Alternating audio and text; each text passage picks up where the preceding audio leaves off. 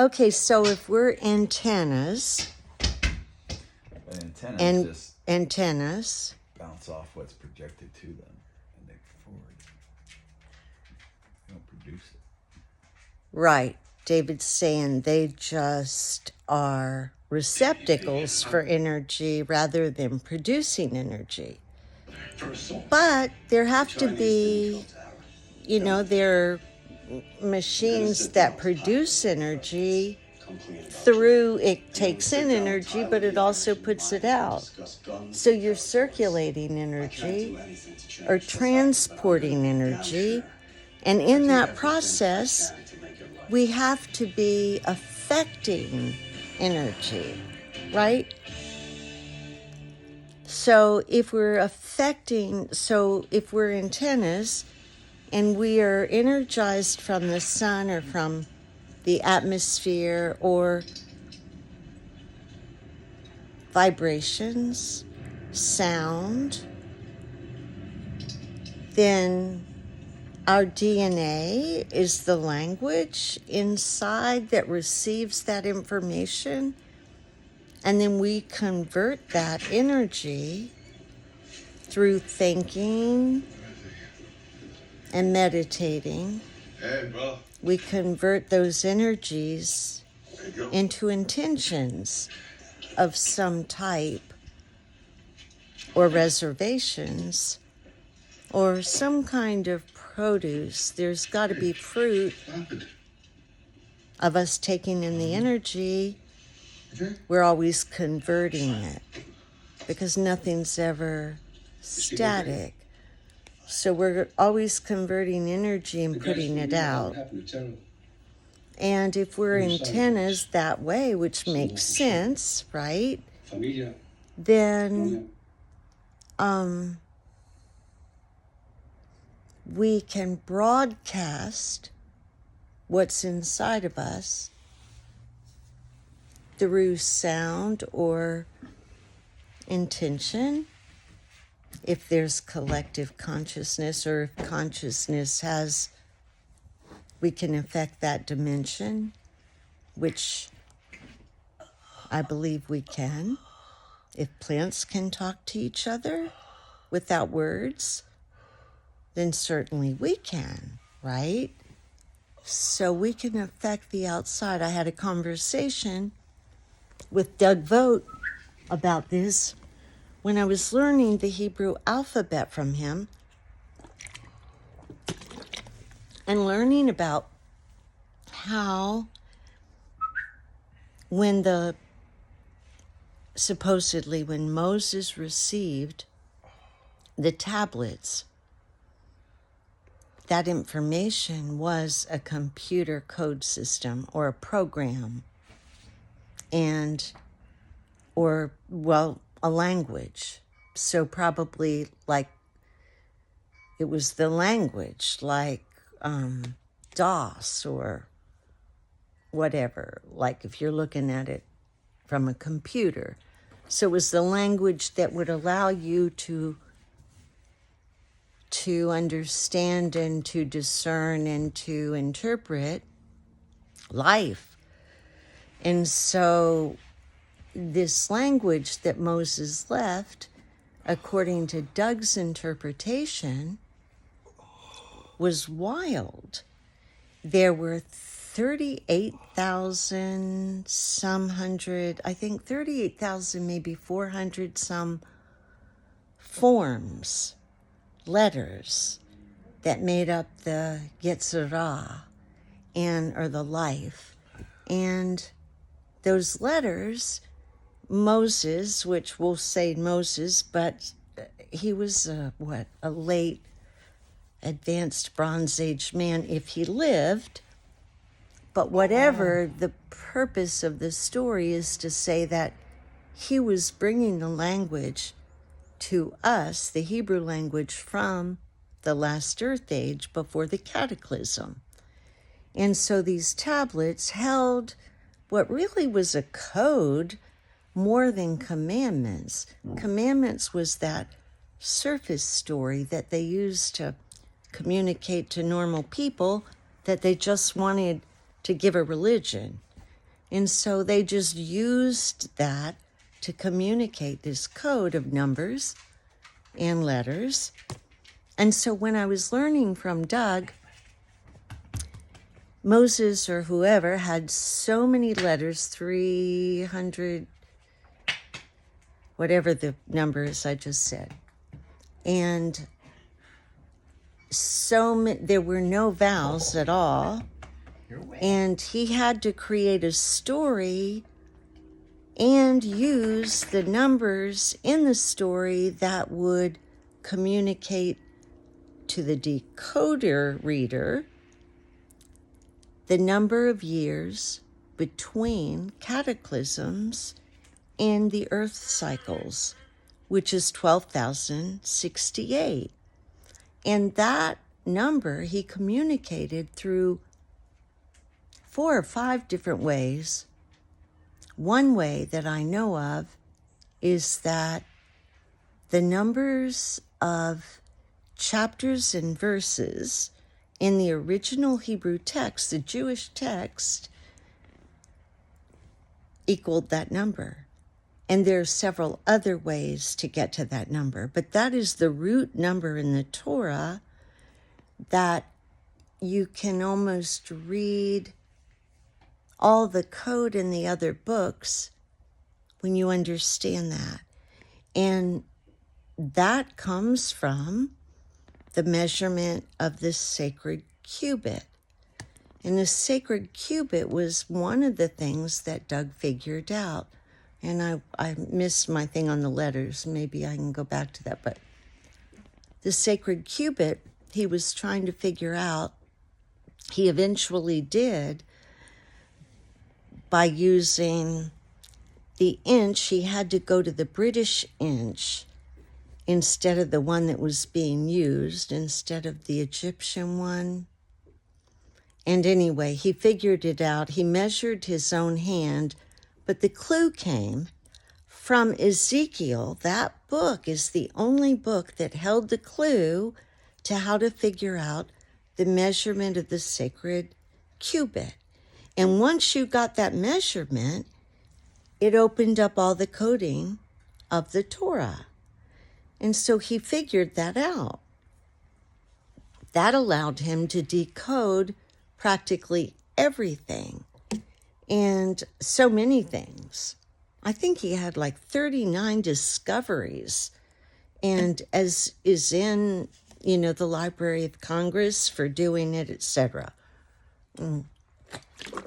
Back to the letters, the cool thing about that is that when Doug deciphered the code, first he had to do a number of things, figure out a number of things astrologically, which he'd studied for a long time, and he had been studying the pyramids, so he had a lot of background on that. Plus, he came from a Jewish Orthodox family and had read the Bible over and over and over. But what led him to the answers was he and his friend back in the 70s were talking about how science really could not figure out anything basic. What's time? What's space? What's matter? They never knew that stuff. I always thought they did. Anyway, they were talking about how science would not reconcile the basic problems. And they said, well, maybe our paradigm is wrong. Maybe we're looking at things incorrectly. And so they started saying, well, maybe it's just an information system. That's what the universe is, information. And depending on your information is what you are.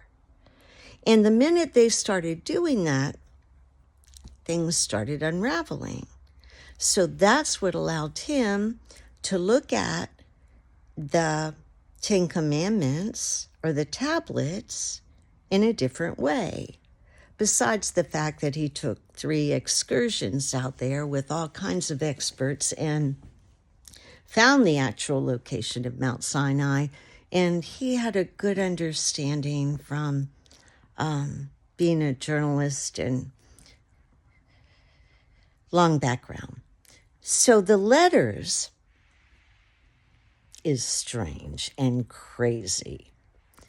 When you look at the decoded information, every letter is a vector of energy. And so every letter in the Hebrew alphabet is a toroidal, which is like a donut of energy that houses the atoms and etc. And these toroidals, everything's like a toroidal, everything like an atom, and then bigger, and then bigger. And then, it's like all those Roman dolls. That's how life is. It's built like that. It's built one thing inside another. That it's just like that. Everything's like a multiplication of the minor in a bigger way with the same capacities, just anyway. So the letters each had their own form. So depending on the XYZ axis of the atom, that would change the sound. And the sound would represent the letter. And so that's how we came up with the Hebrew language. Each letter is a vector of energy, or a toroidal of energy. And when you begin to see that, you can start to see how music started and all that. And that's why the Hebrews used to sing it. And that's how they handed it down. And what I would recommend the, what is it? The Yetz, I can't say the word, Sefer Yetzirah. I think it's the Sefer Yetzirah, but that's the lettering of life. And if you look that up, it's very, very cool. So then you can start to see the energies, and what Moses was giving us was a code, right? That would equate to everything. And anyway, it's very, very interesting. And I don't know how I got off. What were we talking about? Okay, so projecting. So if we're information systems, then we're like the pole, right? We're like the receiver. We're like the tower. And we take an energy from the sun, from the atmosphere, from vibrations in the air, from little toroidals all around us. And we take that in and we process it. Some not consciously, some consciously maybe. And we process it with our minds and with our bodies, and that energy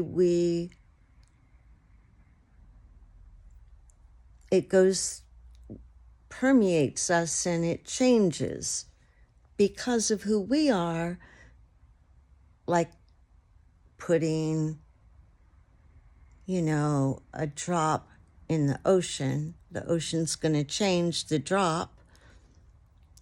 So do we, because of our chemistry, and all of our chemistry is different to a degree because of our DNA, which is our information system. And so if we're taking that energy in and we're transmitting it out, and we are that tower, then we should be able to broadcast that information the way we want to. And if we know that we are constantly broadcasting who we are, what we want, how we see things, what we expect, we're constantly putting our own movie out there. And we're writing our own books. But if we don't know it, we're doing it by default. Like we live life by default, not on purpose. And so it starts to make sense to me how much power we have over our own lives. And if we can get in ourselves that we have that power over our own lives, and we all do that, what a great collective power might we have when we're broadcasting what we want instead of just by default to whatever garbage is fed into us. So if we are antennas, then we need to be aware of what energies are coming in, or definitely of what energies are going out. Because think about this. This is kind of cool. Malcolm Bindle and Randall Carlson, well, Malcolm mostly, but Randall was involved, came up with the thunderstorm generator, which converts energy with absolutely, or gas with absolutely no garbage. And so that's what we need to think about, is us doing that, is that we can take the gas in and use it and put it out without the garbage. I don't know. Yeah, I got a little buzz.